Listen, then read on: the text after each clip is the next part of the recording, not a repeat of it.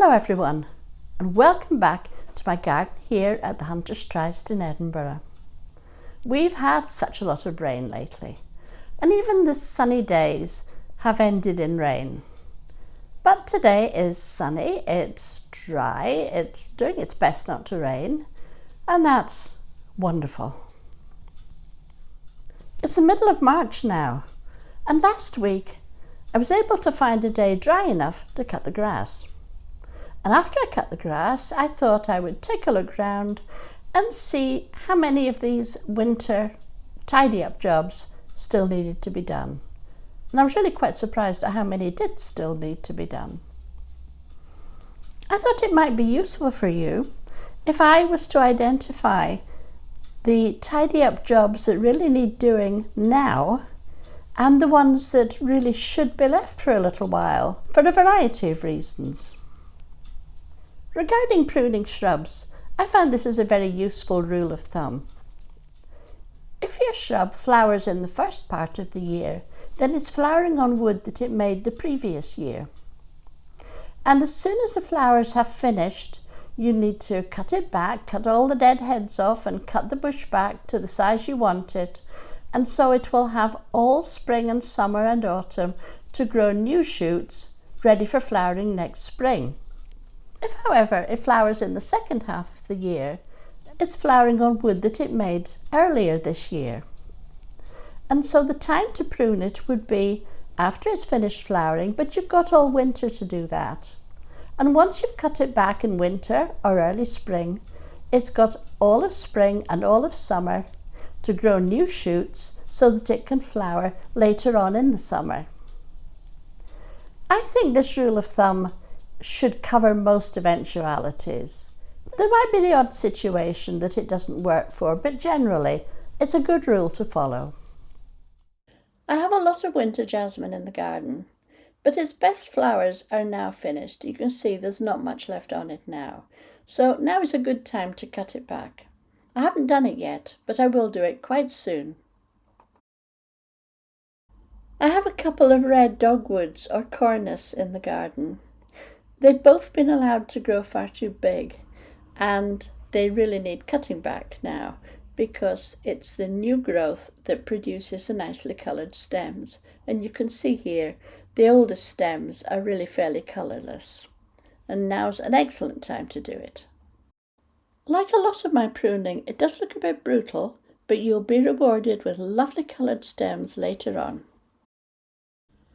My Mahonia japonicas have beautiful yellow flowers through the winter, but these flowers are well and truly over now, and so they need to be cut back. It's a great time to reduce the size of the bush if that's what you're wanting.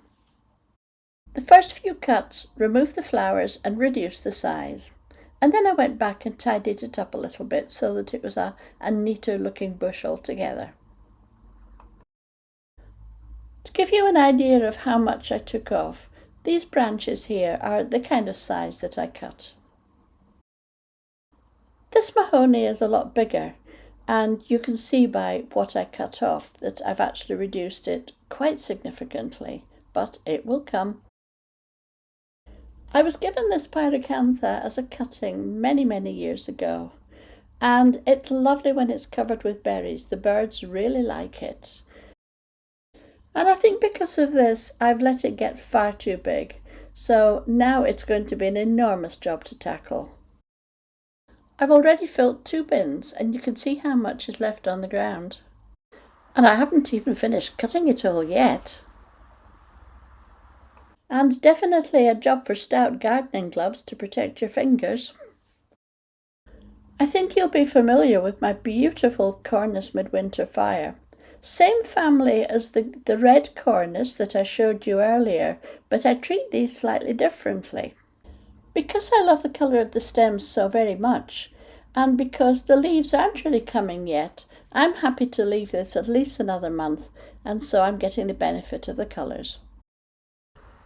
When you see these lovely fat buds on the hydrangea, don't be tempted for a minute to cut off all these messy dead flowers, because these dead flowers are what protect the plant from frost damage. If you prune well, there's still a chance of frost, It will kill off all those lovely big buds, and they're what contain this year's flowers. Best to wait until all chance of frost is over.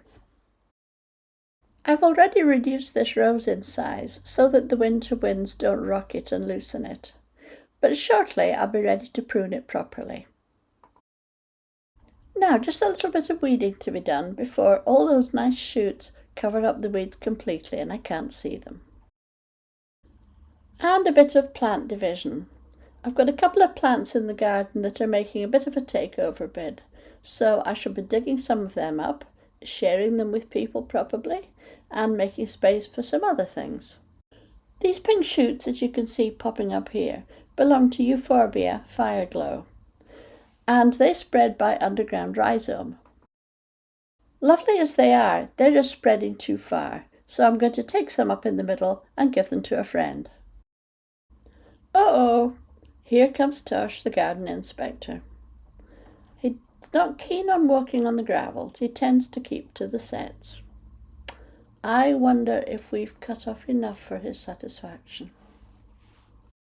But while he's inspecting, I'm going to show you a few plants in the garden that are looking good or are just about ready to look good.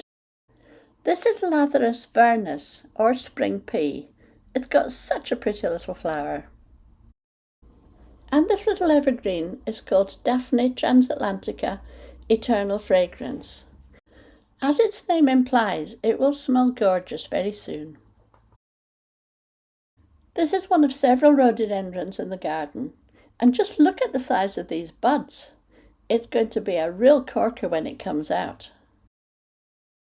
And this you've seen before, this is Christmas cheer. And what a blast of colour we get from these little Haketia. Absolutely worth their weight in gold. They surely brighten up any winter garden. And lastly, this is Hexacorda, the bride. It's commonly called the pearl bush, and I think you can see why. But when all these little pearl buds open, it's going to look absolutely gorgeous. Thank you so much for joining me in the garden. I hope this has been helpful to you. I think as long as you understand the needs of the plant, you can't go too far wrong. So thank you so much again for joining me, and I will look forward to seeing you next time. Bye-bye.